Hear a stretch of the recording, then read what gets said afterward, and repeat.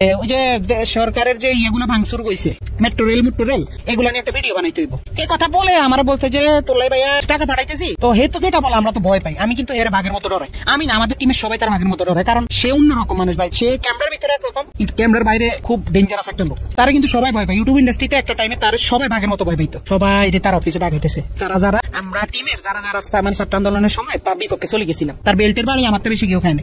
Belt খুইলা আমার কুত্তার মতো পিড়াইতো। 2-3 মাস পরে হয়তো বা তার মাথাটা আবার ঢুকছে যে রাই কি কারো লোক আবার কিছু কইয়া লাইনি। হ্যাঁ, রাইটা আবার একটু ধমক দিতে হইব।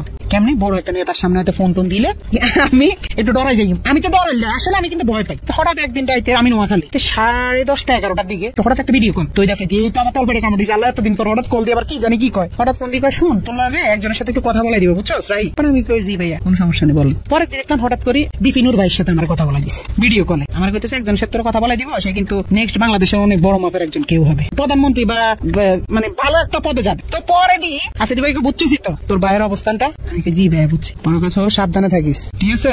আমি জি ভাই ঠিক আছে। শুধু বুঝাইছি যে তার লগে বিশাল বড় বড় হাত আছে, এই জন্য সে দেশে খুব রিল্যাক্স আছে, মানে বুঝাইছি এটা। 5 আগস্টের পরে 2-3 মাস সে আসে নাই, তখন আলহামদুলিল্লাহ বলছিলাম যে আল্লাহ সে না আসুক, সে তার মতো থাকুক, আমরা আমাদের মতো থাকি। আমরাও তার কাছে যাইতাম চাই না, সেও আমার কাছে না আসুক। যে মানুষ 5 আগস্টের পরে আইসা দেশে স্টে করছে, সুন্দরভাবে থাকছে, আল্লাহ তো আপনার সুযোগ দিছে, কিন্তু না আপনার ভিতরে তো ওই মনুষ্যত্ব না। আপনি শুধু রিভেঞ্জ, কারে ধরবেন, কারে মারবেন, কারে কি করবেন, আপনার মনের মধ্যে শুধু এইসব হারামি। আল্লাহ কি আমরা ছাড় দিব?